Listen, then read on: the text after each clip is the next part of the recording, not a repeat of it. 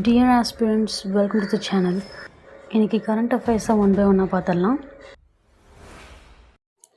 இந்தியாவும் நியூசிலாந்தும் ஒரு free trade agreement sign பண்ணியிருக்காங்க. கடைசி 5 வருஷத்தில் இந்தியா 6 கண்ட்ரீஸ் கூட இந்த ஃப்ரீ ட்ரேட் அக்ரிமெண்ட்டை போட்டிருக்காங்க. ஃப்ரீ ட்ரேட் அக்ரிமெண்ட்டோட ஃபீச்சர்ஸ், அதாவது எந்த கண்ட்ரி கூட நம்ம ஃப்ரீ ட்ரேட் அக்ரிமெண்ட் சைன் பண்ணுறோமோ அந்த கண்ட்ரியோட மார்க்கெட்டில் நம்ம 100% நம்மளோட குட்ஸ் அண்ட் சர்வீஸை டேக்ஸ் இல்லாமல் விற்கலாம். அண்ட் இது ட்ரேட் காம்படிஷனை என்கரேஜ் பண்ணும். தென் நம்மளுடைய ட்ரெடிஷ்னல் மெடிசின்ஸை நியூசிலாந்து அக்செப்ட் பண்ணிக்கிட்டாங்க. அதுக்காக ஹெல்த் அண்ட் ட்ரெடிஷ்னல் மெடிசன் சர்வீஸில் சைன் பண்ணியிருக்காங்க. அக்ரிகல்ச்சர் ப்ரொடக்டிவிட்டி பார்ட்னர்ஷிப் மூலமாக ஃபார்மர்ஸ் எல்லாம் ஒன்று சேர்த்து அவங்களுடைய ப்ரொடக்டிவிட்டியை இன்க்ரீஸ் பண்ணி அவங்களுடைய குளோபல் வேல்யூ செயின்குள்ளே கொண்டு வரணும். ஃப்ரீ ட்ரேட் அக்ரிமெண்ட் மூலமாக நமக்கு வேறு சில மார்க்கெட் ஆக்சஸ் கிடைக்கிது. இது வரைக்கும் யூஎஸ் மாதிரி ஒரு சில கண்ட்ரீஸோடு நம்ம நிறைய ட்ரேட் பண்ணியிருந்தாலுமே அவங்க ரீசெண்டாக நம்ம மேலே 50% டேரிஃப் இம்போஸ் பண்ணாங்க. இந்த மாதிரி ஃப்ரீ ட்ரேட் அக்ரிமெண்ட் மூலமாக புது மார்க்கெட்ஸ் நமக்கு அவைலபிள் ஆகும்போது நமக்கு ஆல்டர்னேட்டிவ் ஆப்ஷன்ஸ் ஓப்பன் ஆகும். ஸோ ஒரே கண்ட்ரியை நம்ம டிபெண்ட் பண்ணிகிட்டு இருக்கணும்னு அவசியம் கிடையாது. அண்ட் நியூசிலாந்து 15 இயர்ஸ்க்கு கம்ப்ளீட்டாக $20 பில்லியன் இன்வெஸ்ட் பண்ணுறதுக்காக கமிட் ஆகிருக்காங்க. அண்ட் இந்த ஃப்ரீ ட்ரேட் அக்ரிமெண்ட் மூலமாக நம்மளுடைய சிறு குறு நிறுவனங்கள் குளோபல் வேல்யூ செயினில் ஆட் ஆகும். இது மூலமாக அவங்களோட எக்ஸ்போர்ட் அதிகமாகும்.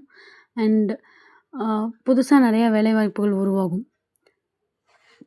இது மூலமாக 5,000 ப்ரொஃபஷனல்ஸ்க்கு temporary employment entry visas provide பண்ண போகிறாங்க.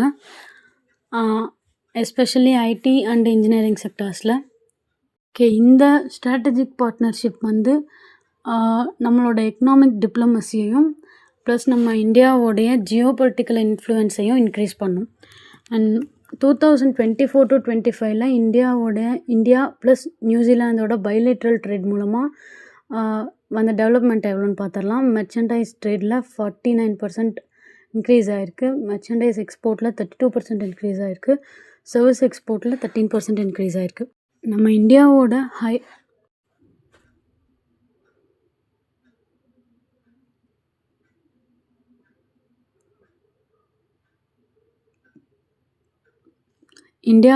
ஹையர் எஜுகேஷன் இன்ஸ்டிடியூட்ஸை இன்டர்நேஷ்னலைசேஷன் பண்ணுறதுக்காக நித்தி ஆயோக் ஒரு ரிப்போர்ட் ரிலீஸ் பண்ணியிருக்காங்க. இப்படி இன்டர்நேஷ்னலைசேஷன் பண்ணுறது மூலமாக இங்கே இருக்க டாப் இன்ஸ்டிடியூஷன்ஸுடைய பிரான்ச்சஸ் அதர் கண்ட்ரீஸில் ஓப்பன் பண்ணுவாங்க. அதே மாதிரி ஃபாரினில் இருக்கக்கூடிய டாப் இன்ஸ்டிடியூஷன்ஸ் இந்தியாவிலையும் லோக்கல் கேம்பஸஸ் ஓப்பன் பண்ண ஆரம்பிப்பாங்க. இது மூலமாக நம்ம இன்டர்நேஷ்னல் ஸ்டாண்டர்டில் ஹையர் எஜுகேஷன்ஸ் ப்ரொவைட் பண்ண முடியும். இதோட சேலஞ்சஸ் என்னென்னு பார்த்துடலாம். ஃபர்ஸ்ட் ஆஃப் ஆல், இந்தியாவோட ஹையர் எஜுகேஷன் இன்ஸ்டிடியூஷன்ஸ்க்கான பட்ஜெட்டை நம்ம இன்க்ரீஸ் பண்ணணும். இப்போ வரைக்கும் அது ரொம்ப லிமிட்டட் பட்ஜெட்டில் தான் இருக்குது. ரெண்டாவது, இந்தியாவில் இருக்க டாப் டயர் இந்தியன் கிராஜுவேட்ஸ் எல்லாருமே அப்ராடில் செட்டில் ஆகிறது தான் பெருசாக ப்ரிஃபர் பண்ணுறாங்க. அண்ட் இங்கே இன்ஃப்ராஸ்ட்ரக்சர் கேப்பும் இருக்குது. Only 50% of higher education institutions மட்டுமே இன்டர்நேஷ்னல் எக்ஸ்பெக்டேஷன்ஸை ஃபுல்ஃபில் பண்ணிகிட்ருக்காங்க. Which means facilities, housing, safety protocols எல்லாமே 15%க்கும் கீழே தான் இருக்குது. அண்ட் இந்தியாவோட விசா காம்ப்ளிகேஷன்ஸும் கொஞ்சம் விசா ப்ரொசீஜர்ஸும் கொஞ்சம் டிஃபிகல்ட்டாக இருக்கதாகவும் ஃபீல் பண்ணுறாங்க. இந்த சேலஞ்சஸை ஃபேஸ் பண்ணுறதுக்காக நித்தி ஆயோக் கொடுத்த ரெக்கமெண்டேஷன்ஸ் பார்த்துடலாம். ஒவ்வொரு கண்ட்ரி ஸ்பெசிஃபிக்காகவும் 54 யூனிவர்சிட்டிஸில் கண்ட்ரி சென்டர்ஸ் ஆஃப் எக்ஸலன்ஸ்னு சொல்லிட்டு ஒரு இன்டர்மினிஸ்ட்ரியல் டாஸ்க் ஃபோர்ஸ் தனியாக டெசிக்னேட் பண்ணியிருக்காங்க.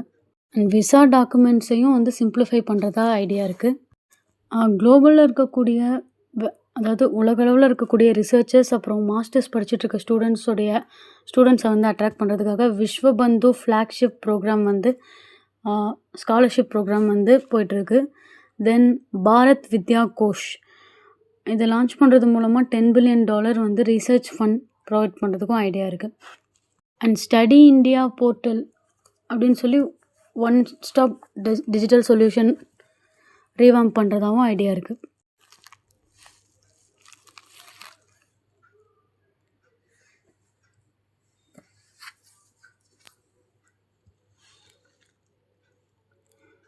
ஃபினான்ஷியல் ஃப்ராட் ரிஸ்க் இண்டிகேட்டர் மூலமாக 660 கோடி சைபர் ஃப்ராட் லாஸஸை வந்து ப்ரிவென்ட் பண்ணியிருக்கோம், அதாவது தடுத்து நிறுத்தியிருக்கோம். சைபர் ஃப்ராடையும் ஃபினான்ஷியல் க்ரைமையும் எதிர்கொள்கிறதுக்காக டிபார்ட்மெண்ட் ஆஃப் டெலிகம்யூனிகேஷன் தான் இந்த ஃப்ராட் ரிஸ்க் இண்டிகேட்டரை இன்ட்ரடியூஸ் பண்ணாங்க. லீகலாக அதை தடுக்கிறதுக்காக இன்ஃபர்மேஷன் டெக்னாலஜி ஆக்ட் 2000 இருக்குது. அண்ட் இன்ஸ்டிடியூஷனல் இனிஷியேட்டிவ்ஸாக பார்த்தோம்னா Indian cyber crime coordination centre இருக்குது. தென் சஞ்சார் சார்த்தி இனிஷியேட்டிவ்ஸ் போயிட்டுருக்கு.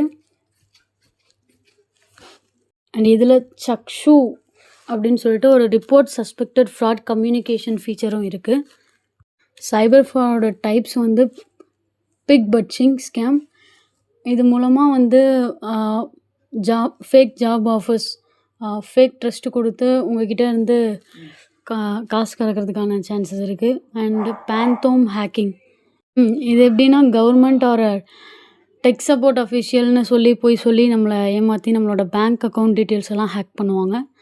அண்ட் இன்ஸ்டன்ட் லோன் ஆப்ஸ் அப்படின்னு சொல்லி கூட நிறையா ஸ்கேம்ஸ் வந்து போயிட்டுருக்கு.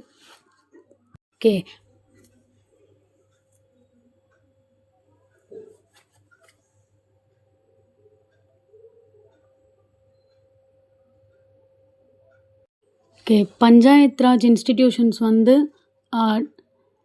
ஷெட்யூல்டு ஏரியாஸ்க்கு வந்து எக்ஸ்டெண்ட் பண்ணுறதுக்காக 1996 ஒரு ஆக்ட் கொண்டு வந்தாங்க. அதுதான் வந்து panchayat extension to scheduled areas act 1996. இந்த வருஷத்தோட அது 30வது ஆனிவர்சரியை செலிப்ரேட் பண்ணுறாங்க.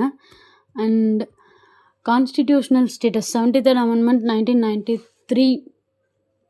இது மூலமாக தான் லோக்கல் கவர்னன்ஸ்க்கு வந்து வில்லேஜ், பிளாக், டிஸ்ட்ரிக்ட் லெவல்ஸில் வந்து பஞ்சாயத்து ராஜ் இன்ஸ்டிடியூஷன் வந்து எஸ்டாப்ளிஷ் பண்ணாங்க. அண்ட் இதில் 10 ஸ்டேட்ஸில் வந்து ஷெட்யூல்டு ஏரியாஸை தவிர்த்துட்டாங்க. ஆந்திர பிரதேஷ், சத்தீஸ்கர், குஜராத், ஹிமாச்சல் பிரதேஷ், ஜார்க்கண்ட், மத்திய பிரதேஷ், மகாராஷ்டிரா, ஒடிஷா, ராஜஸ்தான் அண்ட் தெலுங்கானா. இந்த ஆக்டோட ஃபீச்சர்ஸ் வந்து என்னென்னா கிராம சபாவுக்கு வந்து அதிகாரங்கள் கொடுக்கறது, and land acquisition, development projects, அப்புறம் minor forest produce, minor minerals, இந்த மாதிரி லோக்கல் ரிசோர்ஸஸ் எல்லாம் மேனேஜ் பண்ணுறது தான் இதோட முக்கியமான நோக்கம். அண்ட் ப்ரிசர்வேஷன் ஆஃப் கல்ச்சர், ட்ரைபல்ஸுடைய கம்யூனிட்டியும் அவங்களோட ஐடென்டிட்டி, அவங்களோட லாங்குவேஜ் இது எல்லாத்தையும் ப்ரொடெக்ட் பண்ணுறதும் இதோட மோட்டிவ். இந்த ஆக்டை ஸ்ட்ரென்தன் பண்ணுறதுக்காக panchayat extension on scheduled areas gram panchayat development plan portal வந்து லான்ச் பண்ணாங்க செப்டம்பர் 2024. இதை ஷார்ட் ஃபார்மில் PESAGPDPன்னு சொல்லுவாங்க. இது மூலமாக இவங்க அமல்படுத்தக்கூடிய திட்டங்களையும் அண்ட் அந்த டெவலப்மெண்ட் ஆக்டிவிட்டீஸையும் மானிட்டர் பண்ண முடியும். Then institutional support, centres of excellent in central யூனிவர்சிட்டிஸில் இந்த PESAக்காகவே தனியாக ஒரு செல்லும் டெடிகேட் பண்ணியிருக்காங்க. அண்ட் லிங்குவிஸ்டிக் அவுட்ரீச், இந்த ட்ரைபல்ஸுடைய லாங்குவேஜை ப்ரொடெக்ட் பண்ணுறதுக்காகவும் அண்ட் அவங்க லாங்குவேஜ்லேயே அவங்களுக்கு ட்ரான்ஸ்லேட் பண்ணுறதுக்காகவும் தமிழ், தெலுங்கு மாதிரி லாங்குவேஜஸில் இருந்து அவங்களோட tribal languages like Santali, Gondi, Bhili and Mundari இந்த மாதிரி லாங்குவேஜஸில் வந்து அதை ட்ரான்ஸ்லேட் பண்ணியும் அவங்களுக்கான எஜுகேஷன் ப்ரொவைட் பண்ணப்படுது.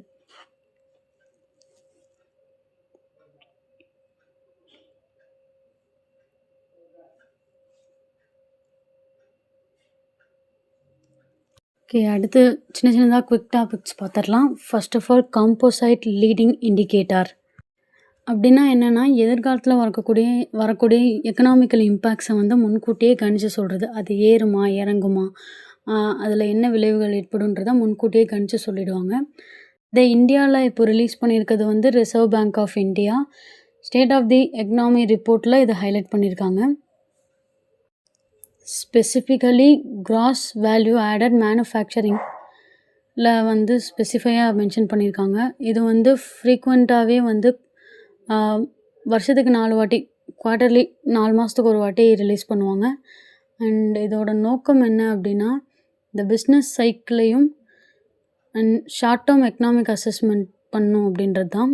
விச் மீன்ஸ் அதாவது பிஸ்னஸ் சைக்கிளில் ஏற்படக்கூடிய திடீர் மாற்றத்தையும் எக்கனாமிக்கலாக ஷார்ட் டேர்மாக நடக்கக்கூடிய சேஞ்சஸையும் முன்கூட்டியே கணிக்கிறது தான்.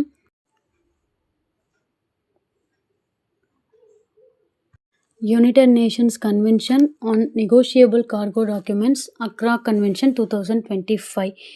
ரீசெண்டாக யூஎன் ஜெனரல் அசம்பிளியில் இந்த ரெசல்யூஷனை அடாப்ட் பண்ணாங்க. நெகோஷியபிள் கார்கோ டாக்குமெண்ட்ஸ் அப்படிங்கிறது பேப்பர் ஃபார்மேட்லேயும் டிஜிட்டல் ஃபார்மேட்லேயும் இருக்கும். அது குட்ஸோட டிரான்சிட்டை தான் ரெப்ரசன்ட் பண்ணியிருக்கோம். அக்ரா கன்வென்ஷன் 2005 இதோட நோக்கம் என்ன அப்படின்னா யூனிஃபார்ம் லீகல் ஃப்ரேம் ஒர்க் பண்ணணும். நெகோஷியபிள் கார்கோ டாக்குமெண்ட்ஸை யூனிஃபார்மாக ஒரு லீகல் ஃப்ரேம் ஒர்க்காக உருவாக்கணுன்றது தான். இது மேரிடைம் டிரான்ஸ்போர்ட்டில் மட்டும் இல்லாமல் மற்ற மல்டி மாடல் டிரான்ஸ்போர்ட்டான ட்ரெயின், ட்ரக்கு, பிளெயின், ஷிப்னு எல்லாத்துலேயும் யூஸ் பண்ணும் அப்படின்றது தான் இதோட பெனிஃபிட்ஸை இப்படி எல்லா பக்கமும் எக்ஸ்டெண்ட் பண்ணுன்றது தான் இதோட நோக்கம். இந்த நெகோஷியபிள் கார்கோ டாக்குமெண்ட்ஸ்க்கு ஃபிசிக்கல் குட்ஸை டெலிவரி பண்ணுற அதே லீகல் எஃபெக்ட் இதுக்கும் பொருந்தும். இது மூலமாக குளோபல் ட்ரேடையும் டிஜிட்டலைஸ் பண்ண முடியும்.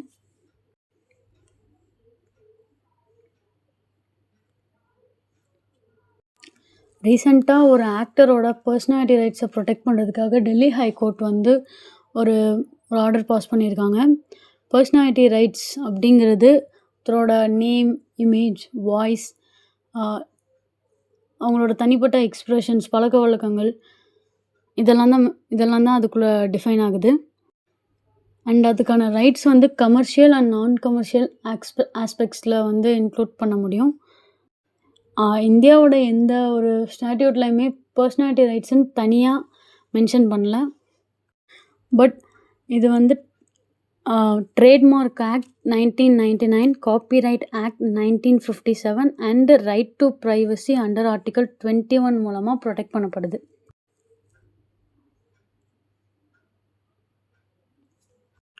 இந்தியாவும் ஃப்ரான்ஸும் சேர்ந்து டைரக்ட் ஃபயரிங் சைட் நேவிகேஷன் சிஸ்டமை ஒன்றா ப்ரொடியூஸ் பண்ண போகிறதா ஒரு அக்ரிமெண்ட் சைன் பண்ணியிருக்காங்க. ஜிபிஎஸ் இல்லாமல் அர்ட்டிலரியை எங்கேஜாக வச்சுக்கிறதுக்காக சிக்மா 30N நேவிகேஷன் சிஸ்டமும், ஆன்டி ட்ரோன் அக்யூரசிக்காகவும் ஆர்ட்டிலரியை என்ஹான்ஸ் பண்ணுறதுக்காகவும் CM3 MR டைரக்ட் ஃபயரிங் சைட்டும் டிசைன் பண்ணியிருக்காங்க. இந்த சிஸ்டமோட ஃபீச்சர்ஸ் இது ஜிபிஎஸ்ஸை டிபெண்ட் பண்ணி ஃபங்க்ஷன் ஆகாது. ஓகே, ட்ரோன்ஸாக இருந்தாலும் சரி, வேறு சில டார்கெட்ஸாக இருந்தாலும் சரி, இம்மீடியட்டாக அட்வான்ஸ்டு தெர்மல் அண்ட் ஆப்டிக்கல் சைட்டை யூஸ் பண்ணி இவங்களால் தாக்க முடியும்.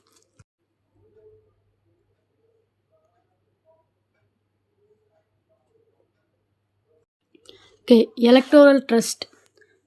எல்லா வருஷமுமே பொலிட்டிக்கல் பார்ட்டிஸ்க்கு எவ்வளோ டொனேஷன்ஸ் வருது, அந்த ட்ரஸ்ட்டு எவ்வளோ தூரம்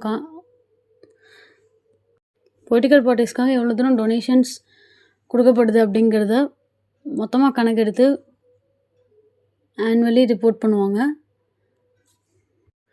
இது எலக்டோரல் ட்ரஸ்ட் ஸ்கீம் 2013 கீழே வருஷம் வெளியிடுவாங்க.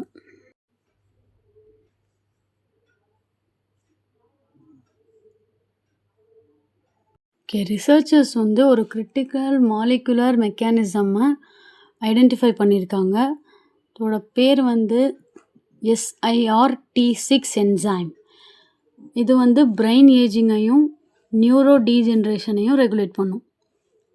SIRT6 அல்லது SIRTUN6 என்சைம் இது ஒரு லாங்கிவிட்டி லிங்க்டு என்சைம். இது ட்ரெப்டோஃபான் மெட்டபாலிசம்க்கு கேட் கீப்பராகவும் மெட்டபாலிக் ஸ்விட்ச் ஆக்டிவிட்டீஸ்க்காகவும் யூஸ் பண்ணப்படுது. ட்ரிப்டோஃபான்றது ஒரு எசென்ஷியல் அமினோ ஆசிட். இது செல்லுலார் எனர்ஜியை ப்ரொடியூஸ் பண்ணுறதுக்காகவும் நியூரோ டிரான்ஸ்மிட்டர்ஸை ஜென்ரேட் பண்ணுறதுக்காகவும் யூஸ் ஆகும். Forest conservation act 1980. ரீசெண்டாக சுப்ரீம் கோர்ட் அக்ரிகல்ச்சர் உட்பட எந்த நான் ஃபாரஸ்ட்ரி பர்பஸ்க்காகவும் ஃபாரஸ்ட் லேண்டை கொடுக்க முடியாது அப்படின்னு சொல்லியிருக்காங்க. இது reserved forest, protected forest and government recorded forest லேண்டை கவர் பண்ணுது.